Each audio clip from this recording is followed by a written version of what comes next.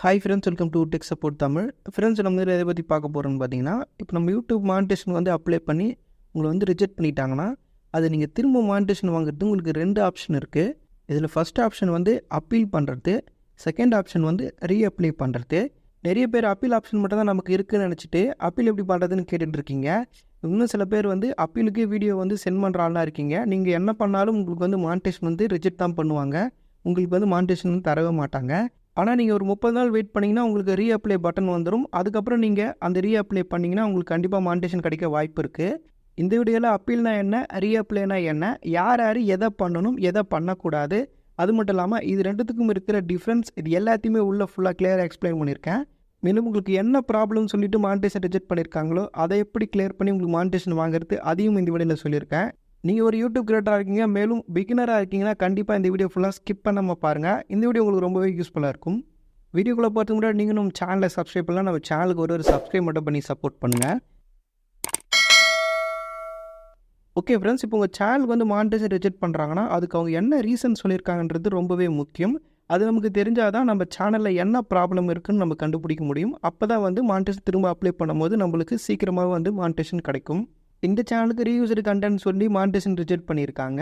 இதே மாதிரி duplicate content, deceptive activity, இந்த மாதிரி நிறைய ப்ராப்ளம் இருக்குது. இதில் நான் இதை எக்ஸாம்பிளாக வச்சு சொல்கிறேன், இதை வச்சு புரிஞ்சுங்க. ரீயூஸ்டு கண்டென்ட்னா உங்கள் சேனலில் அதர் கண்டென்ட், அதாவது மற்றவங்களோட கண்டென்ட் நிறைய இருக்குது, அதை பேஸ் பண்ணி நீங்கள் வீடியோ போட்டிருக்கீங்க அப்படின்னு அவங்க சொல்லியிருக்காங்க. இதை பற்றி நிறைய தெரிஞ்சுக்கிறோன்னா ஆல்ரெடி அவங்க சேனலில் ரீயூஸ்டு கண்டென்ட்னா என்னென்னே ஒரு வீடியோ போட்டிருக்கேன். அதில் ரொம்பவே கிளியராக எக்ஸ்பிளைன் பண்ணியிருக்கேன். அதோட லிங்க் டிஸ்கிரிப்ஷனில் இருக்குது, உங்களுக்கு தேவைப்பட்டால் அதை செக் பண்ணி பாருங்கள். இப்போ இந்த சேனலுக்கு ரீயூஸ்டு கண்டென்ட் சொல்லிட்டு மானிட்டேஷன் ரிஜெக்ட் பண்ணியிருக்காங்க. இப்போ திரும்ப நீங்கள் மானிட்டேஷன் வாங்கணும்னா அதுக்கு 2 ஆப்ஷன் இருக்குது. கீழே போட்டிருக்காங்க பாருங்கள், வாட் ஷுட் யூ டூ நெக்ஸ்ட்னு போட்டிருக்காங்க பாருங்கள். ஆப்ஷன் 1, ஆப்ஷன் 2 இருக்குது. ஆப்ஷன் 1 என்னென்னா அப்பீல் பண்ணுறது, ஆப்ஷன் 2ன்றது வந்து ரீஅப்ளை பண்ணுறது. அப்பீல் வேறு, ரீஅப்ளை வேறு.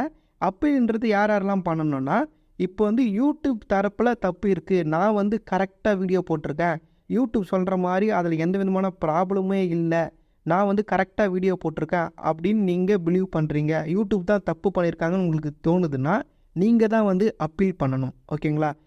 இந்த அப்பீல் பண்ணுறது ரொம்பவே சுலபம் தான். கீழே ஸ்டார்ட் அப்பீல்னு இருக்குது பாருங்கள், அதை கிளிக் பண்ணி நம்ம அப்பீல் பண்ணலாம். ஆனால் இதுக்கு சில ரூல்ஸ் இருக்குது. என்னென்னா, நீங்கள் அப்பீல் பண்ண போகிறீங்கன்னா அதுக்கு முன்னாடி யூடியூப் வந்து உங்களுக்கு ரிஜெக்ட் பண்ணியிருப்பாங்களே, மானிட்டேஷன் ரிஜெக்ட் பண்ணியிருப்பாங்களே, அதுலேருந்து நீங்கள் எந்த விதமான வீடியோஸுமே வந்து டெலீட் பண்ணியிருக்கக்கூடாது.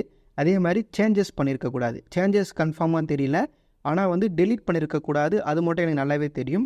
சில பேர் வந்து இப்போ ரீயூஸ்டு கண்டென்ட் இல்லை டூப்ளிகேட் கண்டென்ட் கொடுத்துருக்காங்கன்னா அந்த வீடியோ மட்டும் டெலீட் பண்ணிவிட்டு புத்திசாலித்தனமாக பண்ணுறேன்னு நினச்சிக்கிட்டு அப்பீல் பண்ணுவீங்க. ஆனால் உங்களுக்கு ரிஜெக்ட் தான் பண்ணுவாங்க, மானிட்டேஷன் தரமாட்டாங்க. எதனால் எந்த வீடியோஸும் டெலீட் பண்ணாமல் நீங்கள் வந்து அப்பீல் பண்ணணும்னு சொல்கிறாங்கன்னா, நீங்கள் யூடியூப் கொடுத்த அந்த ரிசல்ட் மேலே தான் நீங்கள் வந்து தப்பு இருக்குதுன்னு சொல்கிறீங்க. அதாவது என் மேலே எந்த தப்பும் இல்லை, அவங்க வந்து என் சேனலில் வந்து இந்த மாதிரி தவறுதலாக கொடுத்துட்டாங்க அப்படின்னு நீங்கள் சொல்கிறீங்க. அந்த ரிசல்ட்டை தான் வந்து ஃபால்ட்டுன்னு சொல்கிறீங்க. அதனால் யூடியூப் வந்து திரும்பவும் ரிவ்யூ பண்ணி பார்க்க போகிறாங்க.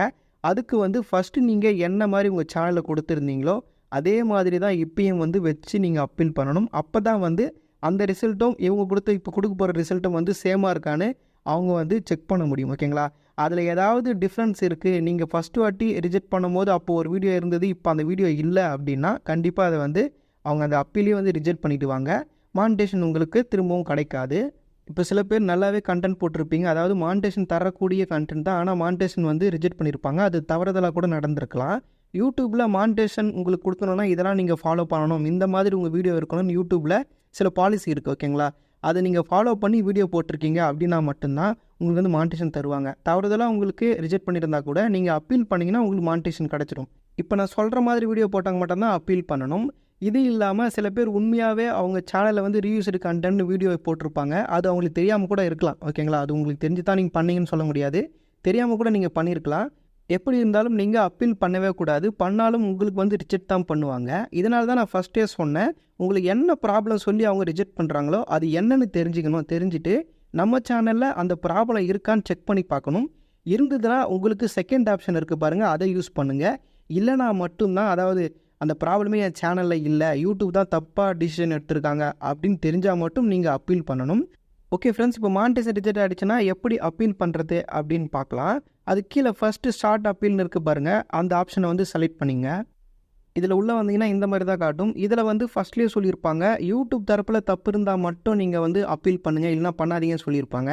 அதுக்கு கீழே வந்து 3 வீடியோக்கு மேலே நீங்கள் டெலிட் பண்ணியிருந்தீங்கன்னா நீங்கள் வந்து ரிவ்யூ பண்ணக்கூடாது, இந்த அப்பீல் பண்ணக்கூடாதுன்னு சொல்லியிருப்பாங்க.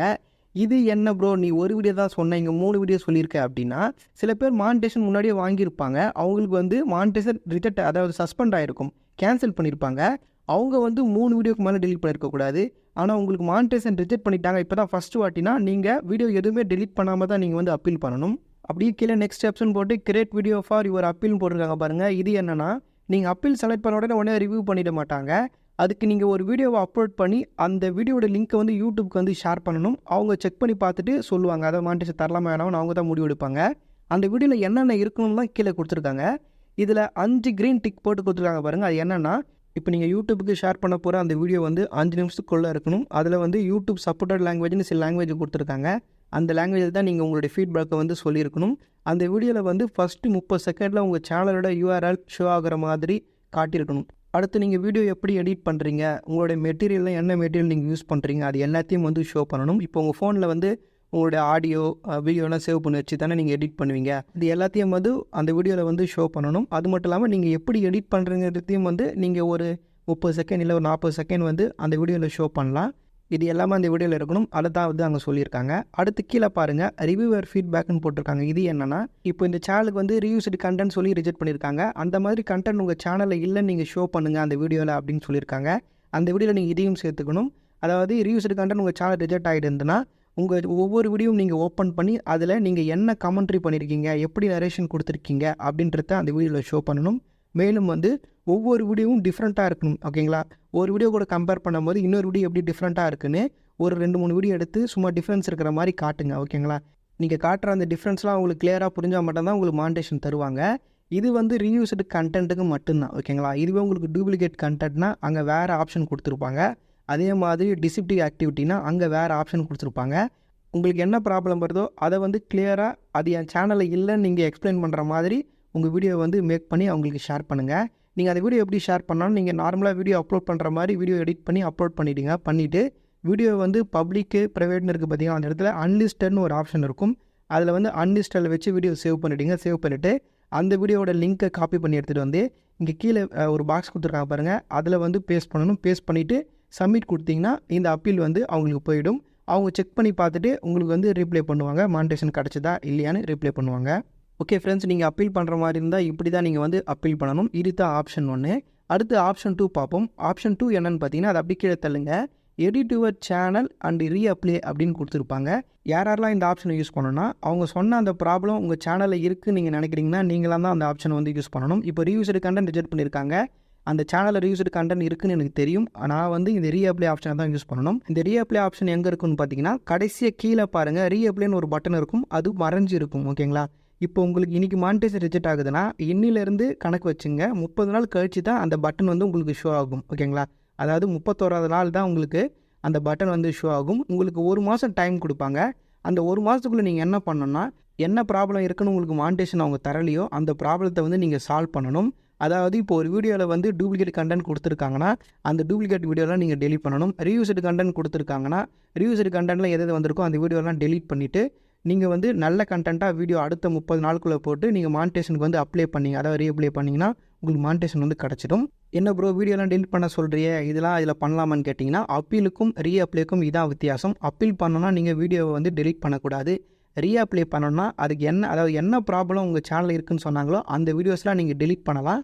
அதுமாதிரி டெலிட் பண்ணால் தான் அந்த ப்ராப்ளம் போகுன்ற பட்சத்தில் நீங்கள் டெலிட் பண்ணி தான் ஆகணும். ஓகேங்களா, ஃபஸ்ட்டு உங்கள் சேனலில் இருக்கிற ப்ராப்ளத்தை வந்து கண்டுபிடிச்சி வீடியோ வந்து டெலிட் பண்ணுங்கள். டெலிட் பண்ணுற மாதிரி இருந்ததுன்னா அந்த வீடியோ அதிக வாட்ச் அவர் போயிருந்தால் அந்த வீடியோவை டெலிட்டே பண்ணாதீங்க.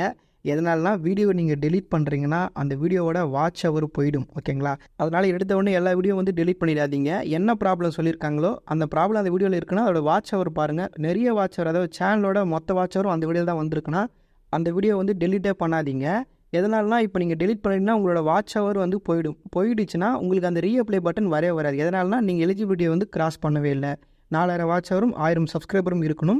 அது இல்லாததுனால உங்களுக்கு அந்த ரீஅப்ளை பட்டன் வரவே வராது. எப்போ நீங்கள் 4000 வாட்ச் அவர் வந்து கிராஸ் பண்ணுறீங்களோ அப்போ தான் வந்து திரும்ப அந்த ரீஅப்ளை பட்டன் வரும். ஓகேங்களா, அதனால் இதெல்லாம் பார்த்து வாட்ச் அவர்லாம் கரெக்டாக கவுண்ட் பண்ணி 4000 இருக்கா இல்லையான்னு பார்த்து அதுக்கப்புறம் தேவையில்லாத வீடியோலாம் டெலீட் பண்ணுங்கள். இதை நீங்கள் கரெக்டாக பார்த்து செய்யணும். இதில் எலிஜிபிலிட்டி பாருங்கள். இதில் வந்து வாட்ச் ஹவர் தான் ரொம்ப முக்கியம். சப்ஸ்கிரைபர் அப்படியே தான் இருக்கும். வாட்ச் ஹவர் நீங்கள் கரெக்டாக 4000க்கு மேலே வச்சுருக்கணும். அடுத்து 2 ஸ்டெப் வெரிஃபிகேஷன் ஆனில் இருக்கணும். அடுத்து எந்த விதமான கம்யூனிட்டி கைட்லைன்ஸ் ஸ்ட்ரைக்கும் அடுத்த 30 நாளுக்குள்ளே வாங்கிடக்கூடாது. வாங்கினீங்கன்னா நீங்கள் வந்து மானிட்டேஷனுக்கு அப்ளை பண்ண முடியாது. அந்த ரீஅப்ளை பட்டன் ஷோ ஆகாது. ஓகேங்களா?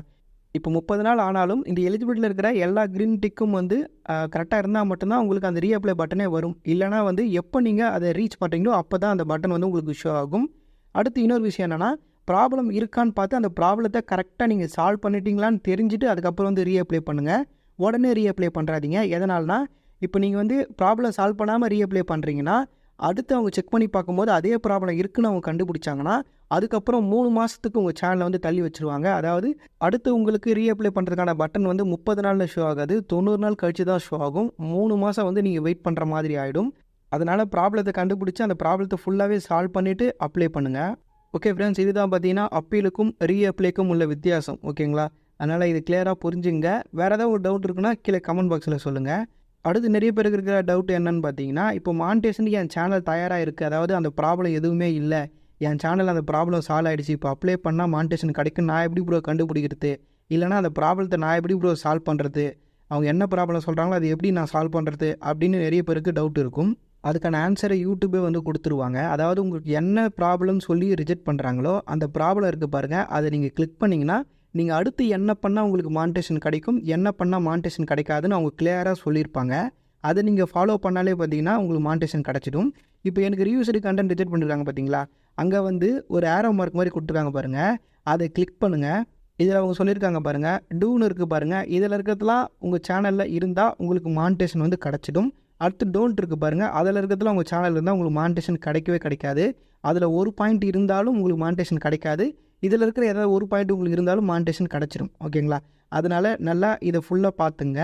இது இங்கிலீஷில் இருக்க ப்ரோ, எனக்கு சரியாக புரியல, இது என்ன இருக்குது அப்படின்னு கேட்டிங்கன்னா, இதை எக்ஸ்பிளைன் பண்ணி நம்ம சேனலில் 3-4 வீடியோ போட்டிருக்கேன். அந்த வீடியோ லிங்க் கீழே டிஸ்கிரிப்ஷனில் தரேன். உங்களுக்கு தேவைப்பட்டால் செக் பண்ணி பாருங்கள்.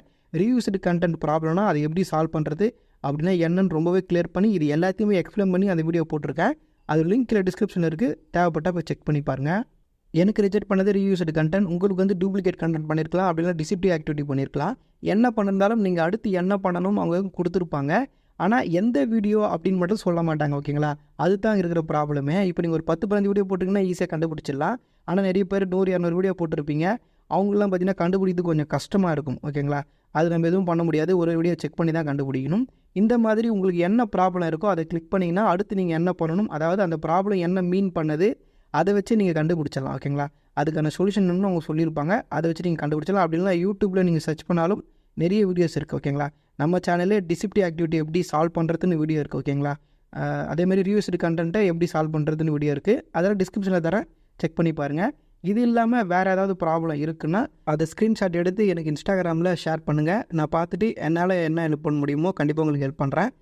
ஓகே ஃப்ரெண்ட்ஸ், இந்த வீடியோ உங்களுக்கு யூஸ்ஃபுல்லாக இருந்தால் அந்த வீடியோக்கு ஒரு லைக் பண்ணுங்கள். இந்த மாதிரி நிறைய யூஸ்ஃபுல்லான வீடியோஸ்லாம் பார்க்க மறக்காம நம்ம சேனலை சப்ஸ்கிரைப் பண்ணி சப்போர்ட் பண்ணுங்கள். இந்த வீடியோ சம்மந்தமாக உங்களுக்கு என்ன டவுட் இருந்தாலும் அது கீழே கமெண்ட் பாக்ஸில் சொல்லுங்கள். ஓகே ஃப்ரெண்ட்ஸ், அடுத்த ஒரு யூஸ்ஃபுல்லான வீடியோவில் பார்க்கலாம். தேங்க்ஸ் ஃபார் வாட்சிங்.